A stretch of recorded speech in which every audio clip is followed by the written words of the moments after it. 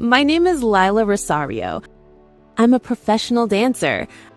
I was born in Brooklyn, New York, the youngest of 3 girls, and yes, I was spoiled by my dad. My love for dancing started when I saw Jennifer Lopez on stage. Growing up, I had many goals, but dancing was my all. From cheerleading to after-school dance competitions, I did it all. My name is Gia Silva. I'm Layla's bestie and business partner. We have definitely seen everything together. We've crashed rehearsals, given fake names to get into private parties, added ourselves to guest lists when no one was looking. But I'll stop there. When I first saw Layla dance, I knew she had it. For me, it was fun. For her, it was a language and rhythm she spoke fluently. In my junior year of high school, I met 2 girls during cheerleading tryouts, Gia and Lady. It was like a love dance-off at first sight. We became inseparable. We did almost everything together. It was so cool to have them around. My sisters were not into dancing like me, so none of what I did fascinated them. It was just a bunch of jumping around. We were the Cheetah Girls knockoff. Then we met Noemi. She loved fashion and was really good with business. Enter Destiny's Child into the chat. I continued to do shows, videos, even theater. That's when my life changed. I was getting booked and needed a manager. Noemi was great at reminding me about my jobs. I told her everything I had on my calendar. It naturally came together.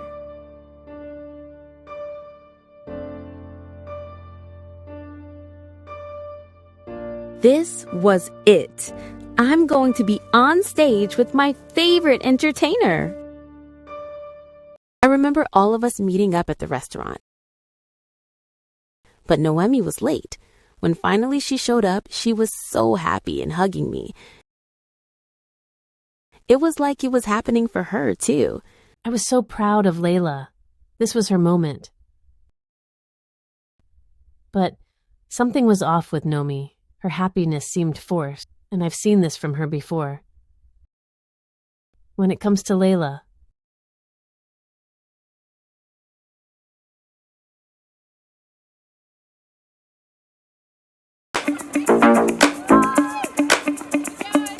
I was on such high energy, and Noemi seemed to spring into real manager mode. We sat down and put together this great release. It was her idea. She wanted everyone to know that I was going on tour. She was contacting bloggers, friends, but something was wrong. I started to grow concerned for Layla, but it quickly grew into suspicion when I saw another dancer I knew talking about the first rehearsal. He asked me about her. Like, where was she? As she was spreading the news, I still didn't get the rehearsal dates. She told me not to worry. It was under control. I looked for the emails from the show's producer. I saw other dancers online talking about the rehearsal. I went through every email, spam folder, my phone for missed texts. Nothing. I called Noemi. She didn't answer. I then called the producer to ask why I hadn't received the call sheet.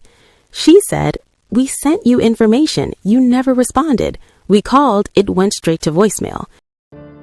I was devastated. How did this happen? After I checked my emails, someone deleted the messages. Their number blocked. I quickly realized it was Noemi. She had access to everything.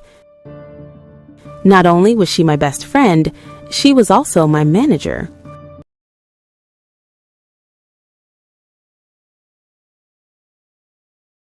She received the messages and calls too, but she ignored them. And she did it on purpose. I confronted her. She denied it at first, but realized it wasn't working. How could someone support you, then sabotage you? No words. I was completely blindsided by Noemi. I trusted her. She wanted to be close to me, but for all the wrong reasons. I couldn't even look at her. She was jealous of me the entire time. There were so many signs, and I dismissed them. I now question our entire friendship. She's never apologized. She's never said why she did it. That's the part that really hurt. This interpersonal interaction is not uncommon. The primary term for a person who acts like a friend but secretly despises and competes with you is a frenemy. This portmanteau of friend and enemy displays disguised disdain, uses competitive behavior while maintaining a facade of friendship.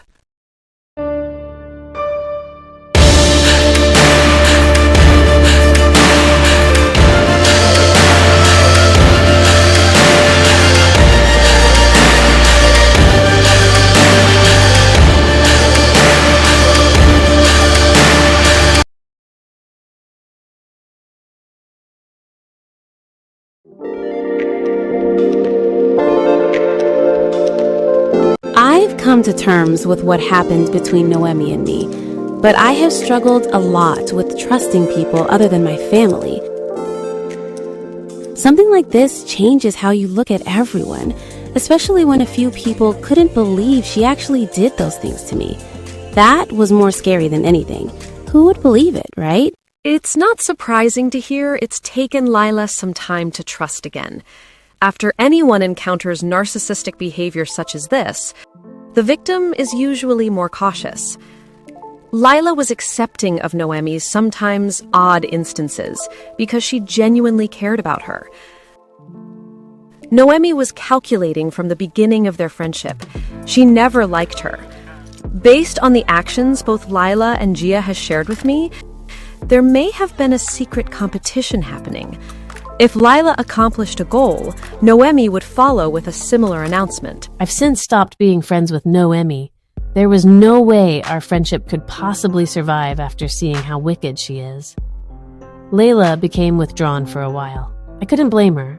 I missed talking to her every day, but I overstood the emotions she may have been feeling. After time, she came around, and we're once again inseparable.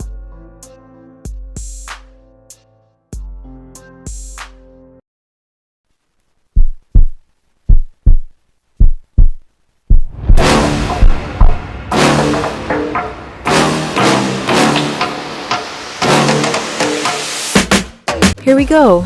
I am Noemi Pero Alves. I'm a marketing manager, and I used to manage the career of Layla Rosario.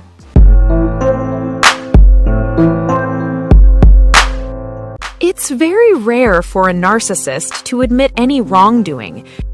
Your emotional compass is a game to them. I've watched Noemi fleece an entire conversation when it came to Layla expressing joy.